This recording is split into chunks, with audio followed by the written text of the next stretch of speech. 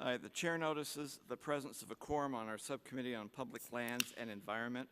We're meeting today to hear testimony from the Honorable Gary Herbert, who's the governor of Utah, and also the chairman of the Western Governors Association. Under the rules, the opening statements are limited to the chairman and the ranking member. However, I ask unanimous consent to include any member's opening statement in the hearing record is submitted by the clerk to the clerk by the close of business today, and hearing no objections. I will give an opening statement first, and then Representative Grijalva is delayed slightly. When he gets in here, we'll just go to him for any opening statement he has at that time. Before we begin, though, if I could turn to Representative Kramer. I understand you have a guest. If you'd like to introduce him, we'd turn to you for that. Thank you, Mr. Chairman. Aaron Kilgore is spending the morning with me. Aaron and I share a common concern for foster care in our country, and Aaron and I just met this morning. He's spending the day with me. My wife and I were foster parents, and are now the parents of a 6-year-old as a result of that. And Aaron is a success story that's currently in foster care, but spending today with me in Washington. So grateful to have Aaron with us. Thank you, Mr. Chairman. Thank you for that, Representative Kramer, and we appreciate Mr. Kilgore for being here with us. And I'm happy to have you guys here. If you'd actually like to come any closer. All right. I knew the air conditioning was broken in my apartment, but I didn't think it was quite that bad. I'm happy to welcome Gary Herbert, who is here. He is the 17th governor of the state of Utah. Before he became governor, he served as lieutenant governor under John Huntsman and assumed the governorship when Mr. Huntsman was called to be the United States ambassador to China. Before that, he was also county commissioner, which means he actually has real experience, even though it was Utah County. And in 2012, Governor Herbert was elected by the other Western governors to serve as the chairman of the Western Governors Association. So this is an independent organization that represents the 19 states and 3 territories of the West. The focus of the WGA is to identify and address key policy and governance issues that cover the natural resources, the environment, and other intergovernmental operations. And it is in that position and capacity that we have invited him to talk to us today. Purpose of this hearing will be to hear directly from a proven leader regarding our current land management systems, whether or not it's working.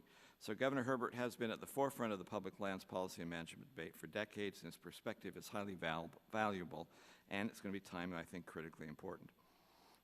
As in his role as the Western States Chairman, Mr. Herbert has also experienced the good and the bad and the ugly of federal land management. These experiences will assist this subcommittee as we conduct our oversight of the federal land management agencies and craft needed reforms. His leadership through a myriad of state-centered solutions to public lands is extremely significant. He recently created the Office of Outdoor Recreation to the state's Sage-Grouse Conservation Recovery Plan and to the Partnership of the Public Lands Initiative. All of those have been initiatives that the Governor Herbert has begun for the state of Utah.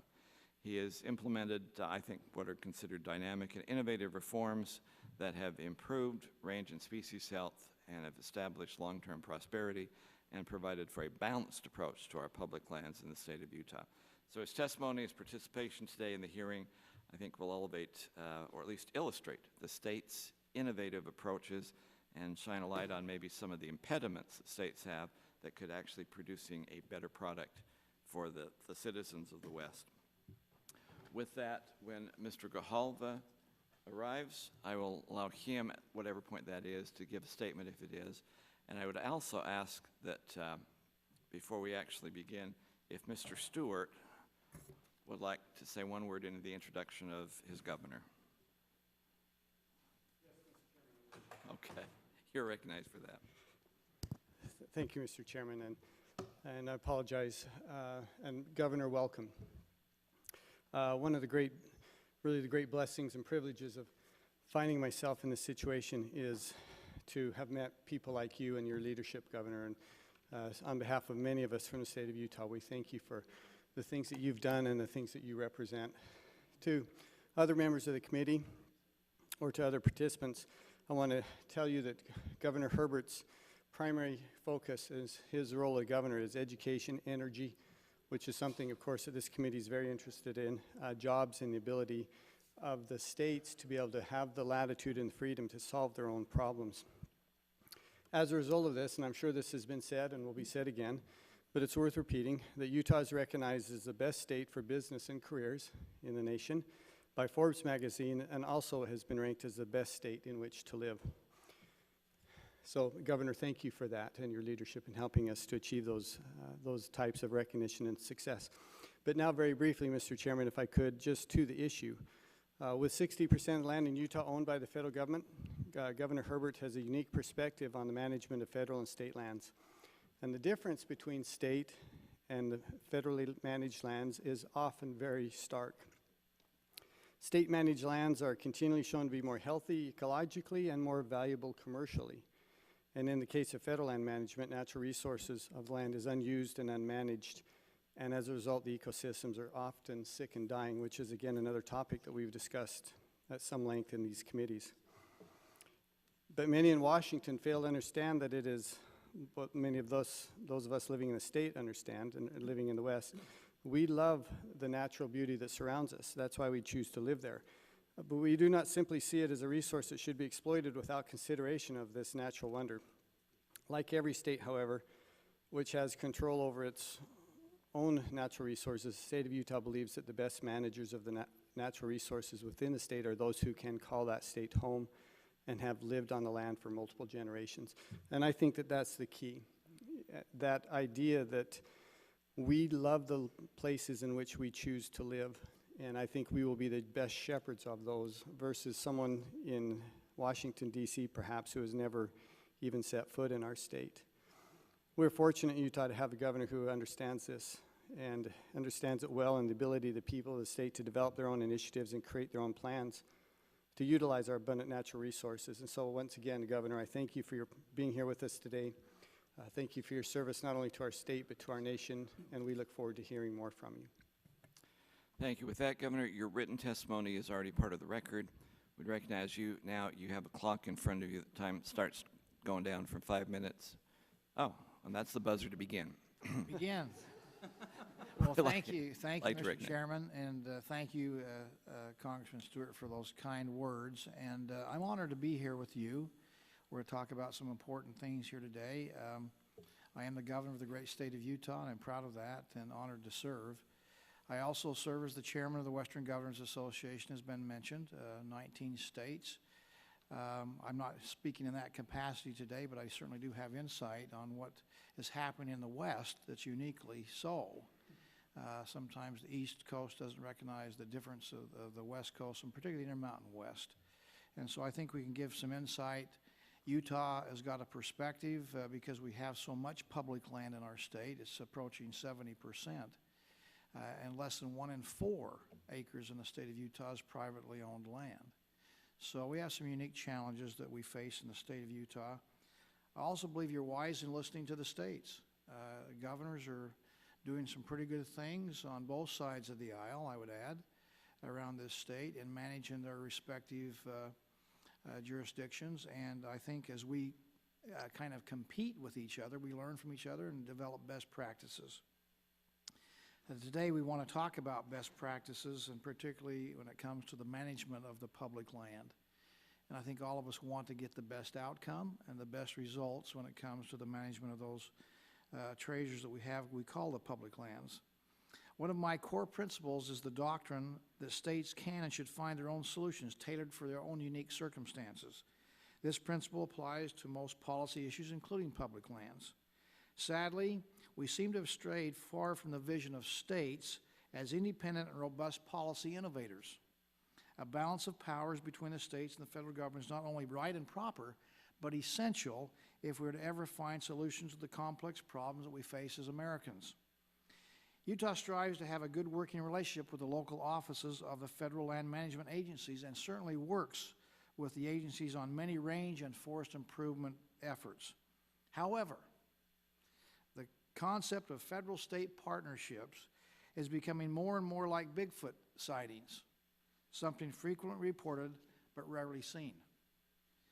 That's a big problem in states like Utah, where nearly 70% of the land owned is or managed by the federal government. Unfortunately, federal land ownership and good management are not necessarily synonymous. In fact, sometimes I wonder if they're not antonyms. For example, the National Park Service and the U.S. Forest Service have a combined maintenance backlog of roughly $15 billion. Meanwhile, many of us in the West have expressed concern that federal forest lands are experiencing serious environmental stresses. These forests are overgrown and they exhibit symptoms of an unhealthy ecosystem. Further worsening the situation, litigation-caused delays combined with disease, bark beetles, and other insects have turned millions of acres of prized national forests into ready-to-burn tinderboxes.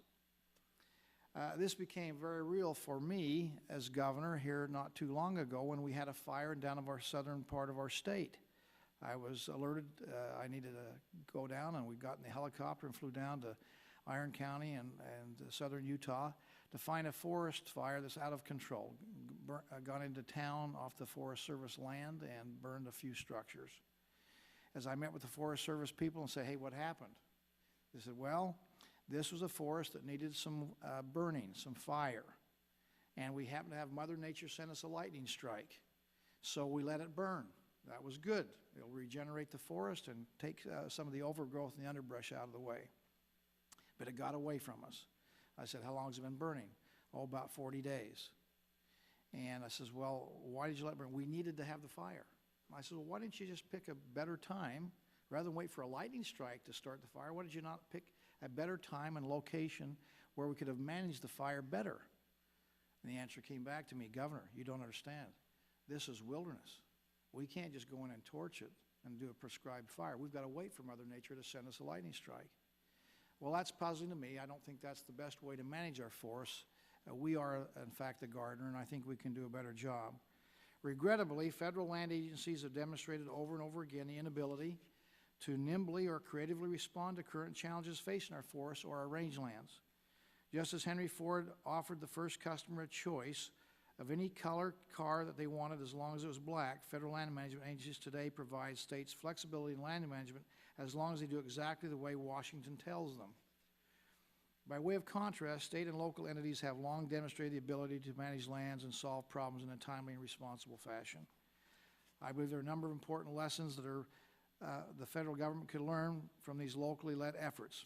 My written testimony covers a number of areas, but for the sake of time, let me just skip down, and I see I'm running out of time here, but let me just talk about, I'd like to talk about sage grouse, maybe we have a chance, Mr. Chairman, but let me just talk about something I think if we really care about solving the problem. Governor, let me, so we can start the timing, let me use my first 5 minutes this time to allow you to finish that testimony if I could. Well, okay, I'll hurry ahead. here. One area that, for example, I'll use as an illustration, I'm going to give you, I don't come here to complain without giving a solution. Sage grouse. We all understand the importance of protecting endangered species. In Utah, we've worked for over a year to bring all stakeholders together, work with our land management folks and our Department of Natural Resources, and see if we can find a way to create habitat to protect the sage grouse. It's something that's been put off by the Forest Service people for good and noble reasons. But we stepped forward and said, we've got a plan. We have about 12 different areas of location. Some of it's nestled in and around private land. We came up with a program after getting input from all stakeholders, and that will protect 94% of the sage grouse. It's a reasonable and rational approach, and it doesn't unnecessarily inhibit the ability that we need to have to develop on our public lands, our natural resources, and particularly our energy industry. So it was a win-win all the way around. We get through this, we think we've got a good thing going, only to have the federal government tell us, no, not good enough.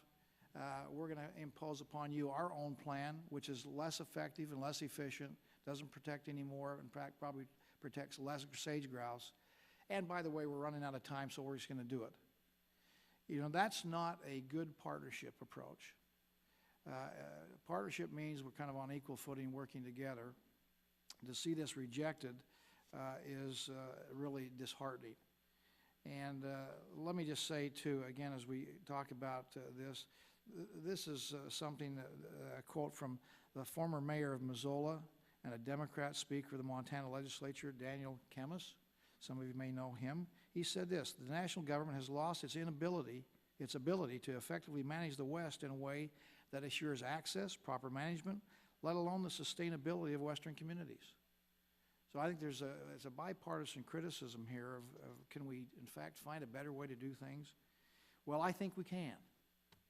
And I'm here to support the chairman in what we were calling the Great Bargain.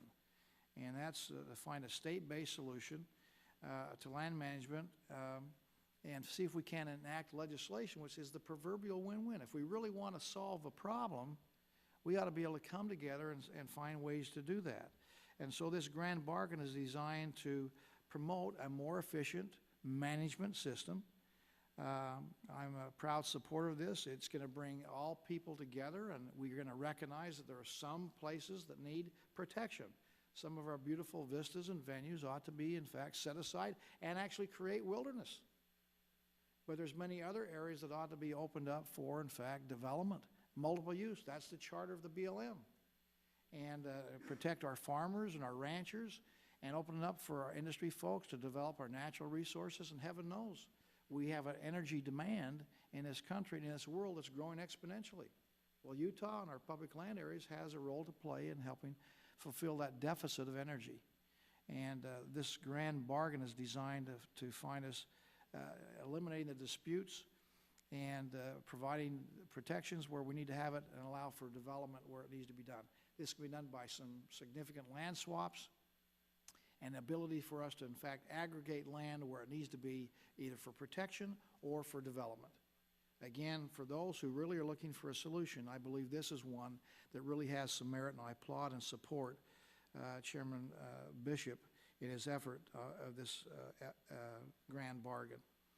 From the days of our pioneer forefathers, Utahns have been finding Utah solutions to Utah problems. I'm here today to assert our right and our intention to continue to do so. The reality is that people don't flock to Utah from all over the world because the lands are federally managed. They flock to Utah because Utah lands are unique, precious, and visually and even spiritually stunning. These lands will be just as precious and valued if they are managed by state or local entities, maybe more so. The last thing Utahns would support would be policies that permanently impaired its incredible landscapes and resources. It's time to revitalize, replace outdated federal land policies. The new era of public lands will be one in which state and local entities take on a greater role and will use their skill, flexibility, and innovation to meet the recreation, environmental, and energy needs of the 21st century. States like Utah will continue to be at the vanguard of this new era of public land management. Thank you for your time today, and I'd be happy to answer any questions that any of you may have. Thank you. Thank you. I appreciate you being here and representing the Western Governors Association and your testimony so far. We'll turn to questions. Let me go with Mr. Kramer. If you have, and I don't need to be yielded to right now. If you have questions, I have none. I would just yield to the chairman. let me take that chance later. Mr. Amadei, you were here next.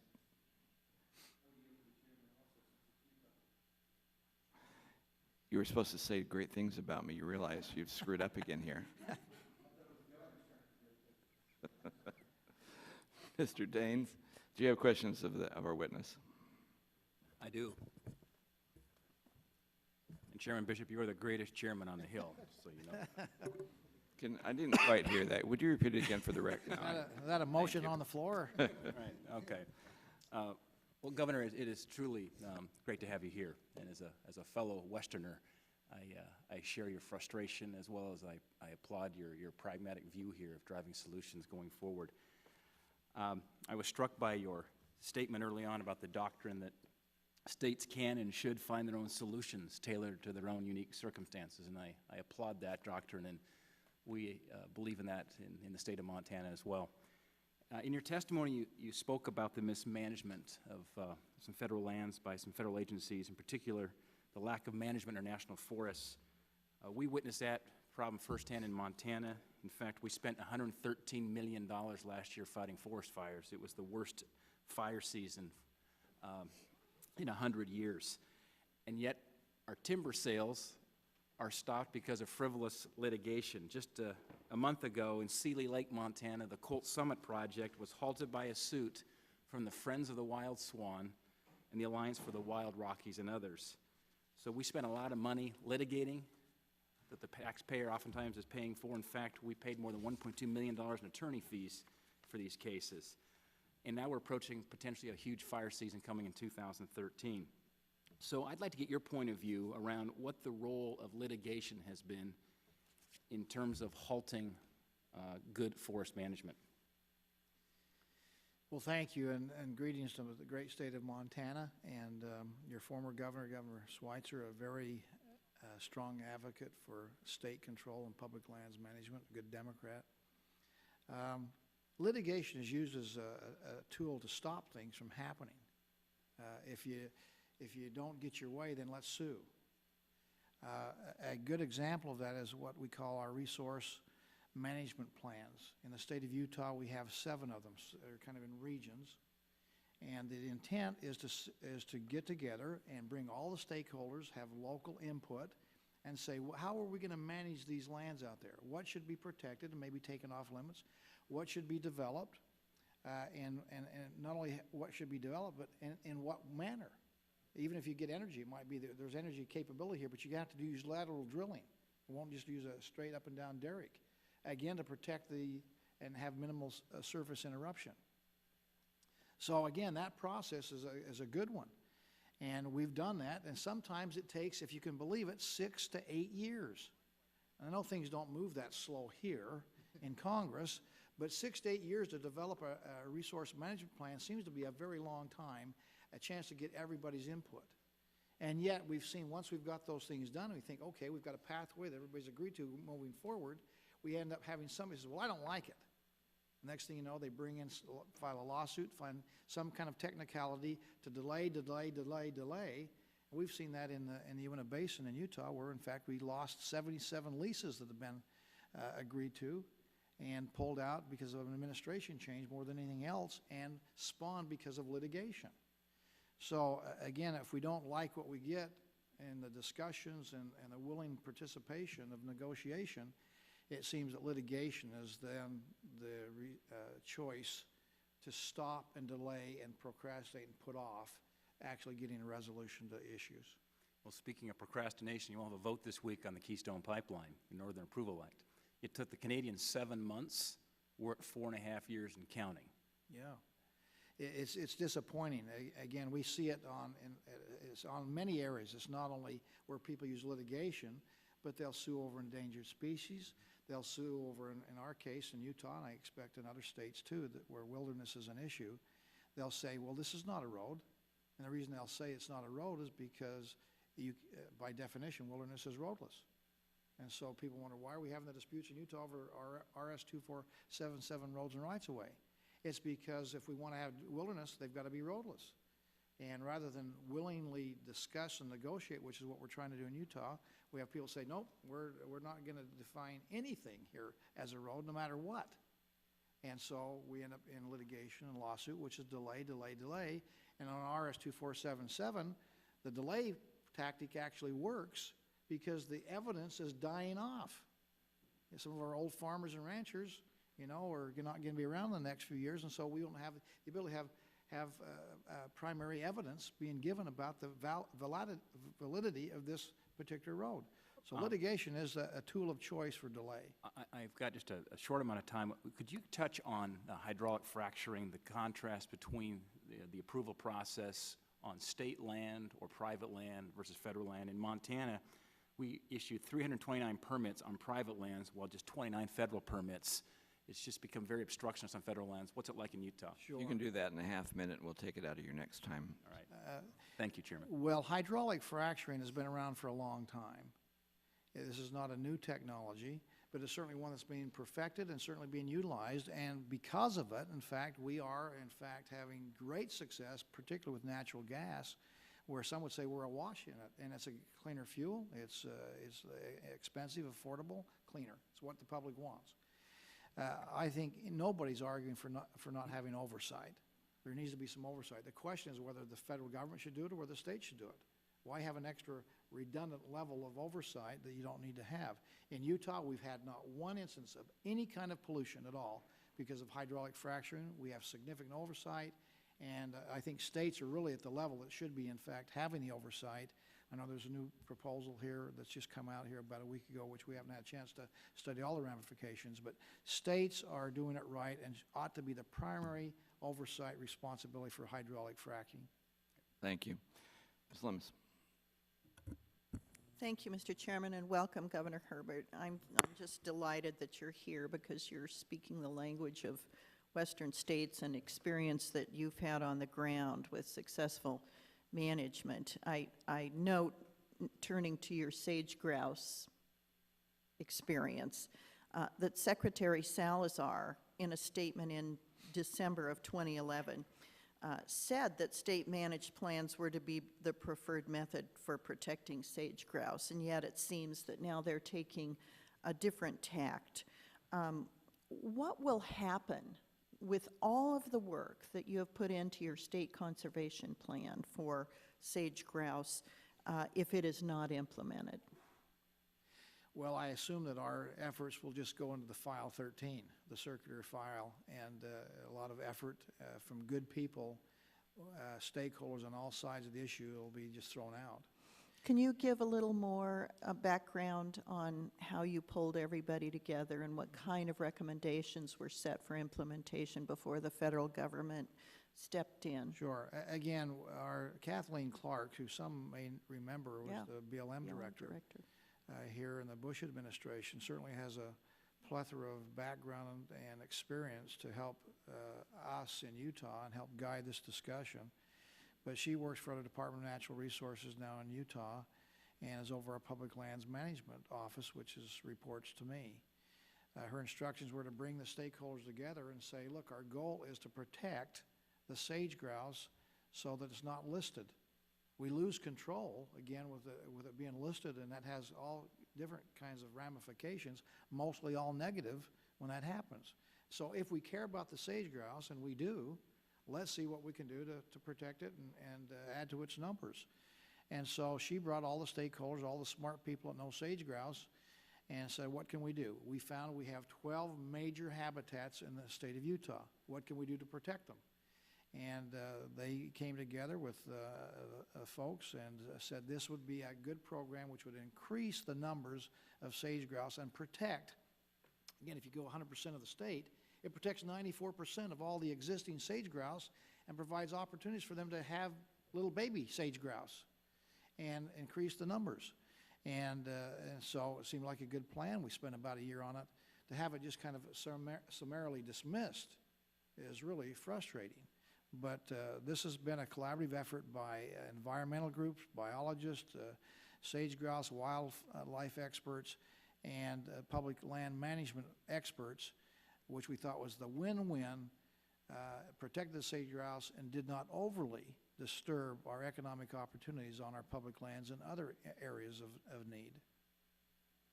Governor, I want to switch subjects a little bit because you also had in your testimony an example of something that's near and dear to my heart, and that is ranch management, which allows for wildlife conservation and livestock grazing. You mentioned the 205,000-acre DL&L ranch in Utah as a model for grazing management. They increased their carrying capacity for livestock as well as have become a worldwide model for wildlife conservation. And yet, when you tried to replicate the success of the DL&L, you ran into the federal roadblock. Could you explain what you were trying to accomplish and what you encountered? Well, again, I think under the goal of trying to find best practices which will give us the best outcomes as we manage lands, our forests, and our flora and fauna, the Desert Land Livestock private organization is just stellar. And you can go up and take a look at it and see where the private people, how they've managed the lands and how robust it is. I mean, the deer and the antelope do play there. And the growth is remarkable. And you go on those lands and you see just, it's a vibrant. You go right across the street on the public land and you think, wow, this is kind of like no man's land. It's nothing happening over here. It's desolate. And it just shows the difference between the land management practices. So we ought to learn from them and try to incorporate it on the public land. Let's learn from the private sector. Let's learn from those good practices and incorporate them as part of our public land practices. There's no reason why we should be, well, I don't want to do that because somebody else is doing it, or this comes from the private sector, or a Republican proposes it, or a Democrat proposes it. We ought to just look for the best practices and incorporate it in how we manage our public land. Okay, thank you. Mr. Stewart, do you have questions? Yes, Mr. Chairman, thank you. Once again, Governor, thank you. You mentioned something, and I think Mr. Kramer did as well. I'm not going to take the time to explore it today, but I wish we could, and that is how the federal courts have been abused and the lawsuits. And when we see, environmental groups almost, well, seeming to team with the EPA in bringing lawsuits and then having what seemed to be a predetermined outcome, and then they, of course, generates revenue for them. And as Mr. Kramer mentioned, the lawsuits that are filed, and it makes it impossible to timber even the deadwood. Having been involved with that in my previous career, it's really quite concerning, but a topic for another day. I would like to ask you, and maybe we together could help clarify some points. I know that throughout, really beginning in Utah, but throughout the West, there is this real mood and a real effort to transfer of Public Lands Act, for example, of helping to allow the states to reclaim some of these lands that, in any other state would be under state control, under private control. And there's some confusion about what that would mean if that were to happen. And I think, again, maybe we could ask some questions and just clarify. Is Utah trying to get control of the national parks or can say congressionally designated wilderness? Is that Utah's intention? Absolutely not. In Yeah. fact, the bill that you referenced to, Congressman Stewart, has to do with a better management practice, but we, in fact, exclude all the national parks, the 33 wilderness areas, monuments, which we say should remain in the domain of the federal government. And that's good for people to know, because I think there's some confusion on that, and that's a claim that is often made, which of course is inaccurate. What about the fear of some that the federal lands would just be sold to the highest bidder? Would that be your intention as the governor of the state of Utah? Absolutely not. Utah is a public land state. I expect it will always be a public land state. It's not a negative to have public lands. It does inhibit some opportunities, but it just needs to be managed better. That's, I think, all we're saying. We actually, in the bill, again, referenced if we privatize, if we sold off any land and privatize it, 95% of the proceeds are given to the federal government.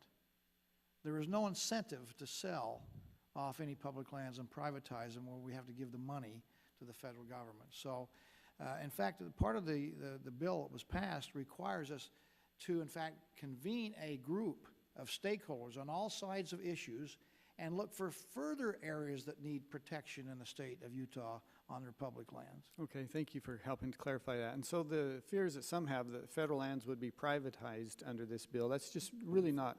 Unfounded. Yeah, thank you. And then maybe the final concern, and this one is a little more depth to this, and that is some argue, and again, I think there's some merit to their argument, and that is, what if the state were to reclaim control over these lands? Do you have the financial resources? Do you have the bandwidth within your agencies? Do you have the expertise to manage these lands if the state were to be able to control them? Or is that something that's just beyond your capability of doing? Well, certainly we're capable of doing it. Again, I think was alluded to, and I hate to brag, but Utah is a well-managed state, been recognized as not the best, one of the best. We have a surplus in our account. We balance our budgets. Our economy is growing at 2.5 times the national average. Our unemployment rate's down to 4.7%. We know how to manage. And we're doing so in ways that, again, I think would be the envy of many states and certainly would be a good example for here in Washington. That being said, the resources that come off the public lands about $450 million a year. And the expense of being put into the resources in Utah are about $219 million a year. So with the additional $225 million, we would certainly have the money to do it. As well, I would argue that we're closer to the land. We have certainly the same motivation, interest in protecting it, part of our tourism and travel business. We would just spend the money more efficiently, more effectively, and get a better bang for the buck we certainly can do it, and we would have the resources to do it if in fact those lands were returned to Utah for management. So I appreciate that, Governor. I mean, to reemphasize that with the royalties and other payments that would come with jurisdiction over those lands, you would have the financial ability to manage those lands. Without changing anything currently done. Now, with better management, I think we can improve the return on the investment there and have even more money to put back in the public lands. Well, and finally, and my time is up, but that would eliminate some concerns such as we're experiencing now, where the federal government is collecting royalty payments that are actually owed to the states. That's the state's money. And the federal government is collecting that money and using the excuse of sequester, not returning that money, which is, you know, nothing short of thievery, in my opinion. And if the states were to have control over that, I dare say you would not dare do such a thing. Well, thievery might be a little strong for me, but it certainly is a misunderstanding of the law. Yeah. And it generated here, and we've sent a letter actually to the Western governor saying to the Interior Department, take a look at that. We think this is not right for us to give back money we already have been given. Well, I appreciate you said it more graciously than I did, but if I get in trouble in the future, I'll just say I had a misunderstanding of the law then, right? Okay, there you go. And with that, Chairman, Thank you. I'll yield back. Mr. DeFazio, do you have some questions? Ready? Thank you. I thank gentlemen.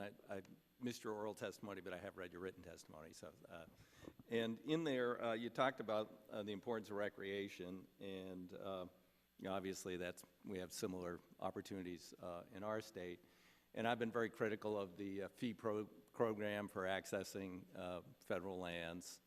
You know, first it was incredibly complicated and diverse. You had to buy different permits for every different forest. We got a little bit simplified, but it's still problematic between agencies and between management units. And so I have concerns about that, and I also have concerns where the feds, how much of that recreation fee is getting reinvested into the resource that people are using when they buy the permit. So I saw that you had a stakeholder process and developed a Utah outdoor recreation vision. And, you know, are there specific, I don't have that, but I mean, were there provisions in there about federal access, recreation fees, special use fees? Did you get into any of that at all? Well, somewhat. We just passed legislation, and I think we're the first state in America to actually create an outdoor recreation department with its sole purpose of promoting outdoor recreation in the state of Utah. We have a tourism and travel, we have economic development already set up. But as a sub-part of that, we want to concentrate on outdoor recreation. We recognize that we have great opportunity in Utah with beautiful vistas and venues, uniquely so in Utah, that ought to be promoted, and we have economic opportunity there.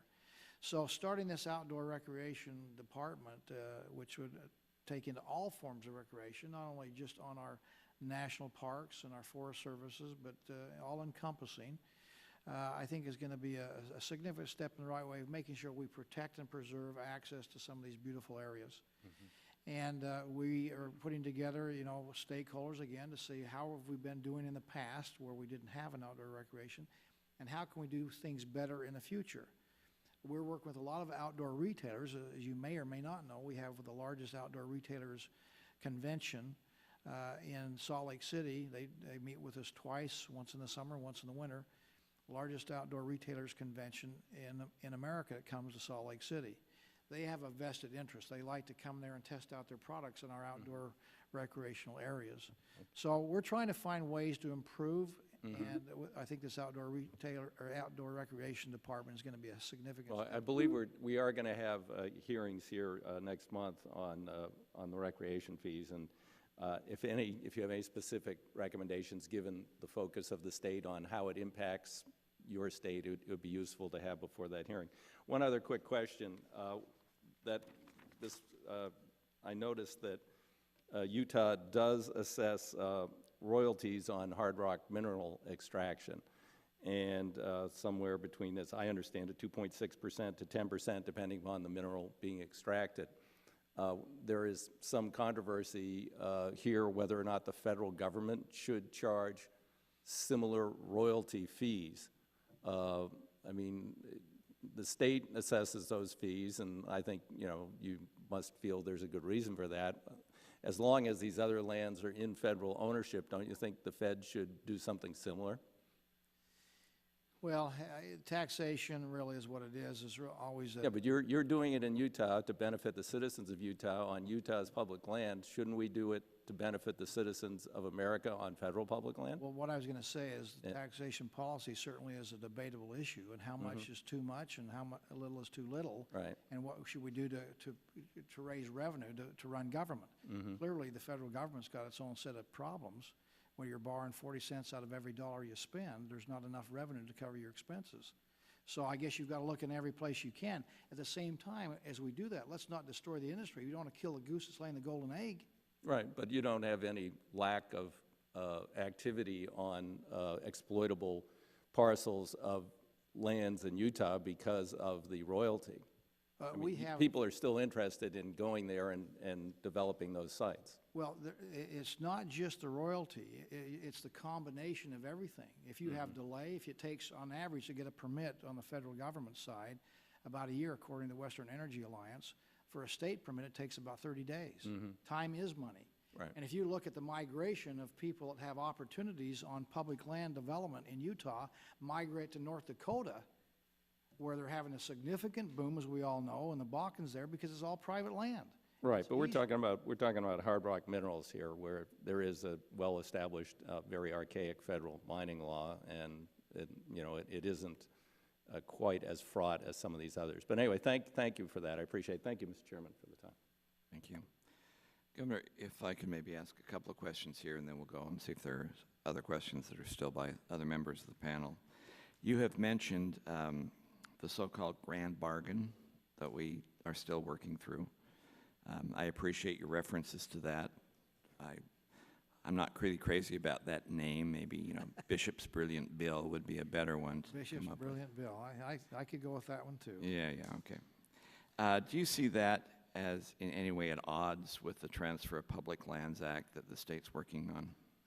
No, in fact, I think they're complementary. Again, the question I ask anybody who's concerned about this issue, do you want to find a solution? Do you want to resolve the conflict? Let's not be like the attorney that says, hey, why resolve the conflict? I get paid each and every day that there's more conflict.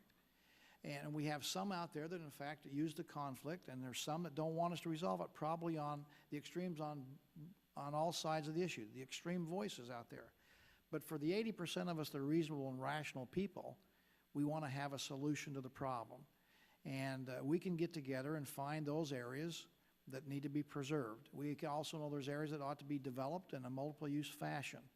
And we ought to get together and swap land so we can aggregate parcels where we can preserve and protect as well as develop.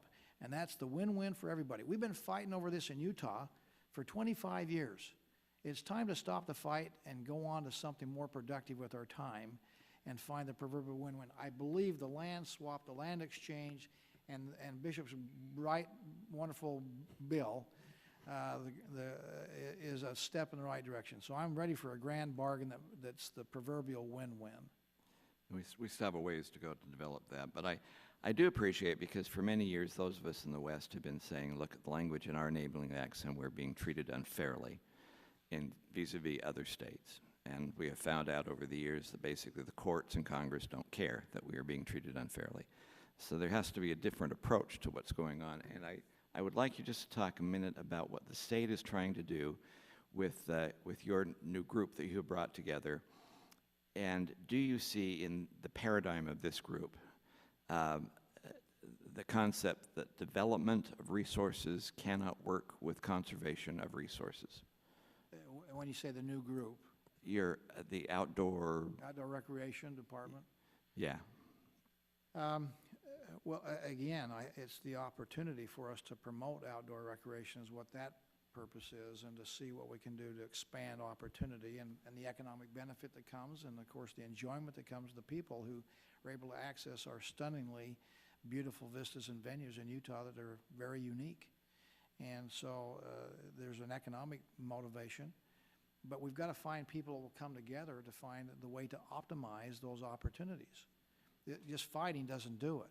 You know, it's interesting for me to observe, and you understand this, Congressman Bishop, that over the 25 years fighting over, say, wilderness. The only wilderness that's been created in Utah in those 25 years is the Washington County Lands Bill, which was Senator Bennett and Congressman Matheson worked together and others, and the wilderness that was created with your help to make sure we didn't have any nuclear spent rods being deposited on an Indian reservation. Other than that, it's just been a total failure of any creation of wilderness. And for those who advocate more wilderness, this is an opportunity for us to bring people together, identify those areas that need preservation and protection, and yet open up opportunities and get rid of the litigation, the delay, and the frustration that comes from a litigation, and find a solution that everybody benefits. In the short 1 minute that's left here on this round anyway, I mean, we've got parks, we've got monuments. 36% of Utah is already in some kind of special conservation designation. Does energy development occur in these sensitive areas, or does it tend to be in other places?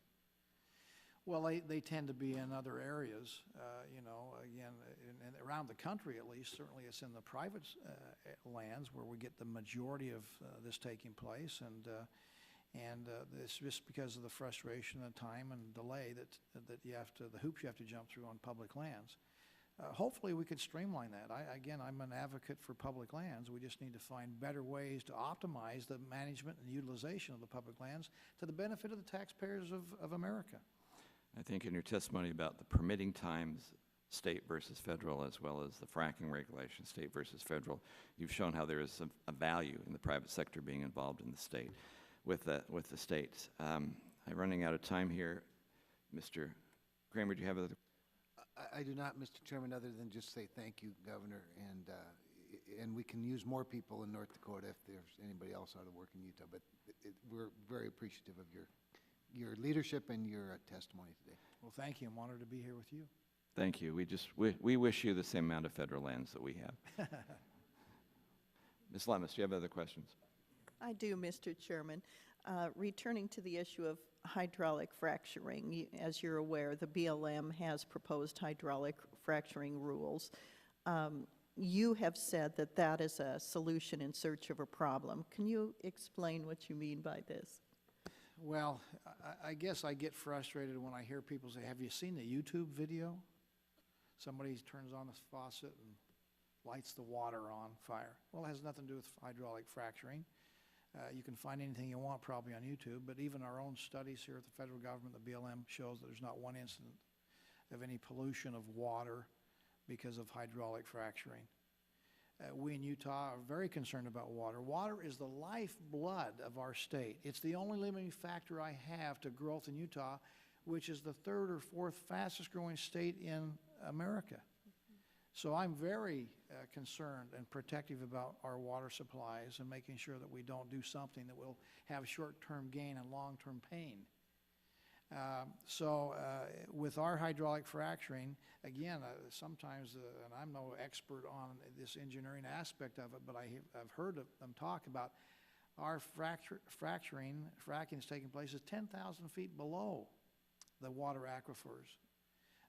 We have significant oversight. There's some proprietary issues with the industry. They don't want you to know what the solution is, but we have the ability to get that information and make sure that they're doing things appropriately and correctly, and I think oversight is certainly something that should happen.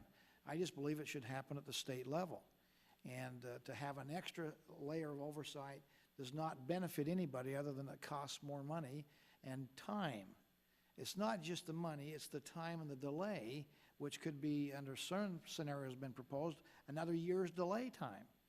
And it's just impractical for industry and have to go through those hoops. So again, we ought to have oversight. I think it should remain at the state level.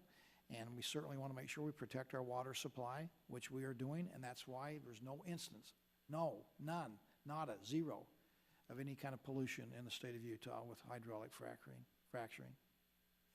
Thanks, Governor.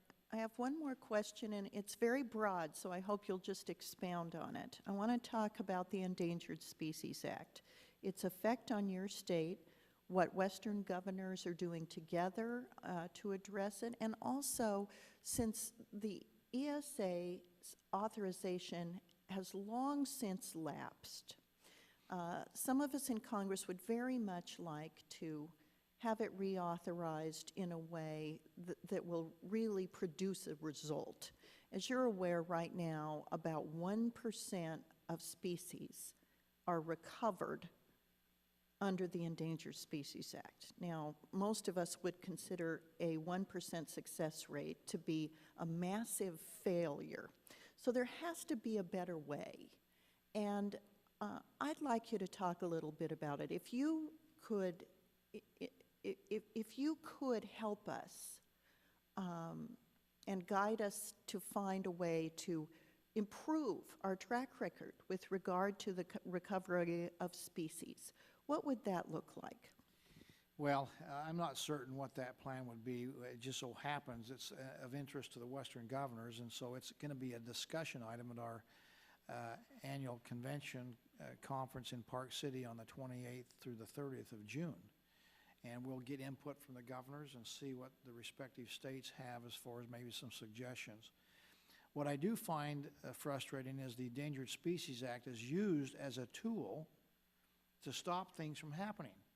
It's almost like it's secondary. We want to protect the species that's endangered. We want to use this as a tool to stop energy development, extraction industry, motivate so that we do have to move ranching and farming in different locations. So it's used as like something to hit somebody over the head with. We ought to be saying, if we have an Endangered Species Act, what is the common sense approach to, in fact, protect this species? Again, I've used the sage grouse as an example.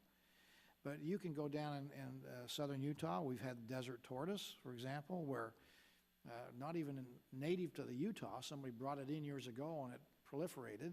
Now it's an endangered species, and it's just killed land. It's like a reverse taking. You've got desert tortoise on your land.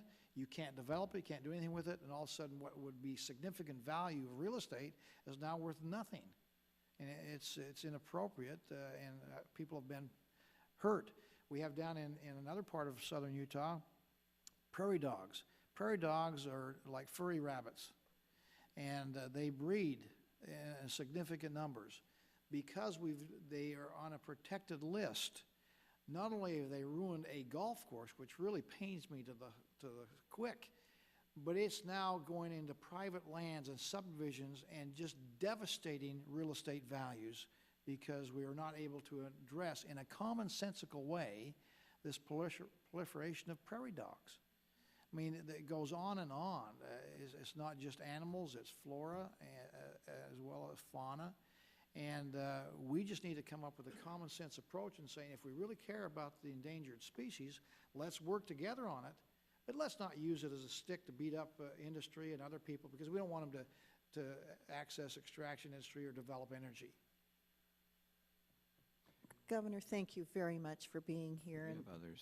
You know, I would just say, Mr. Chairman, if there's, I don't know if we have the budget for it, but wow, it would be wonderful if this subcommittee could meet with the Western governors in Park City in conjunction with their meeting, especially on the ESA issue. Cynthia, the ski season's over. What's that? The ski season's over. We have good golfing, good fishing, good hiking, camping. There's a lot to do. I know, it's all in the first district too. Yeah. Yeah. Well, if it is in the first district. Let me ask you a couple more questions before I let you go, Governor. We have a state trust lands program in the state of Utah. In your experience, does the trust model, because we've talked about that in other areas in other parts of the West, does the trust model and the responsibility to manage lands for financial returns conflict with the multiple use benefits?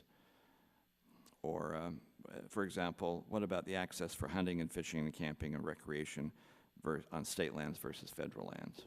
Well, as you know, Congressman, Bishop, that the problem with our trust lands is they're scattered, they're a patchwork, and so they're not contiguous. So you might have opportunities to develop a trust land location, but you might not have good access to it, or you may not have critical mass to make it economically feasible. But if you could take and aggregate those trust lands, which are designed to fund education and for the school children of Utah, if you could aggregate those you can in fact optimize, certainly increase dramatically the return on your investment on those lands. Where we have been able to do that, has there been a story of success using Oh, those? yeah. When we had the Grand Staircase, one of the things that former Governor Levitt was able to do was to trade out some lands and have some economic benefit for the aggregation. Now, that was a, you know, it's kind of, there's the good news and the bad news in that. But clearly, as we aggregate lands together, it makes it more economically viable to develop whatever.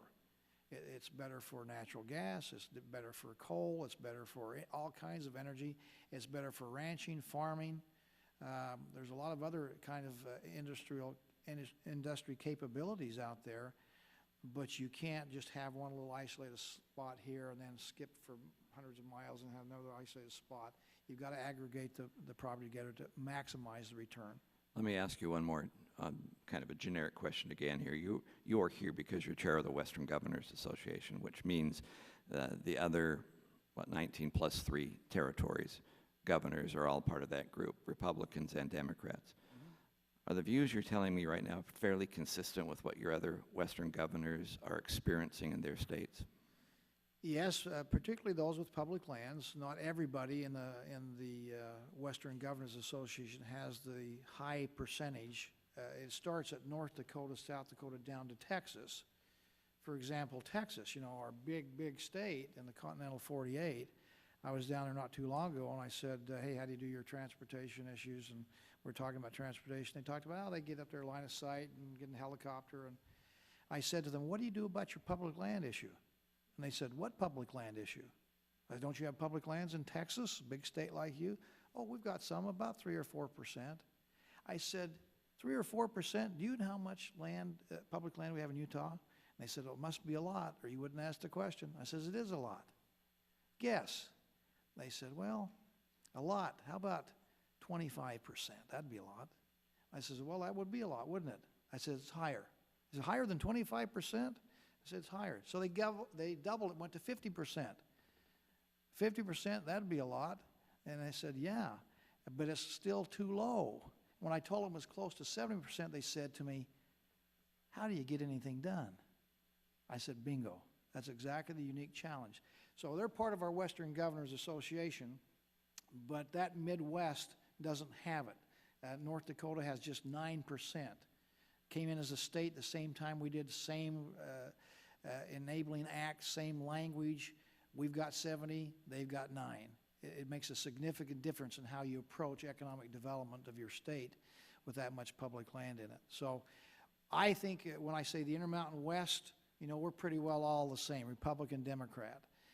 And we have certainly a philosophy of state rule, state closer to the issue, better in touch with what needs to happen in their backyard. We think we're in a better position to manage than is the federal government, which is just remote. Not that they're not well-intentioned, they're just not on the ground like we are. I thank you for that. Are there any other questions, issues? I appreciate you being here. I hope also that there may be other members who have written questions for you. We'd ask you to be responsive to those written questions. We'll keep the record open for approximately 10 days before we do that. I appreciate you coming in, especially the last comment you made. We mentioned earlier that 36% of Utah was in some kind of protected status, federal land that was protected. That equates to 12 million acres. There are only 11 million acres of private property in the state of Utah. So it puts that kind of in some kind of balance. And I appreciate the testimony that you brought here today because you have told us there are other ways. We have sometimes battled with unilateral decisions that have been made on public lands. You've illustrated the Deseret livestock concept, which we're trying to replicate with 3 creeks up in Rich County. What we find is as good as this private partnership has been, the Forest Service is still dragging their feet on actually implementing that somewhere else on public lands at the same time. You've illustrated the problem that you've had with grouse, with sage grouse, a problem that goes back to the 90s when we started it, but specifically you have your plan ready, you're ready to go, and then the federal government is putting the brakes on it arbitrarily. And in economic development fracking issue, there is a better way, and states have shown that better way. And sometimes we as a system should learn that decentralized ability of making decisions is probably one of the better ways of making those kinds of decisions. So I appreciate you coming here on behalf of the Western Governors Association. I appreciate your testimony. If there's nothing else before the committee. Before you gavel us down, let me invite you to come, all of you, bring the whole committee to Park City on June 28th, 29th, and 30th. We'd love to have you. We'll just roll out the red carpet. It would be interesting for this committee to hear from governors, Democrats and Republicans, about these issues and see if we can't find a better way to manage the public lands. Clearly, we can find a better way. What we're doing now is not the best. We can do better. Thank you very much. With that, the subcommittee stands adjourned. Appreciate you.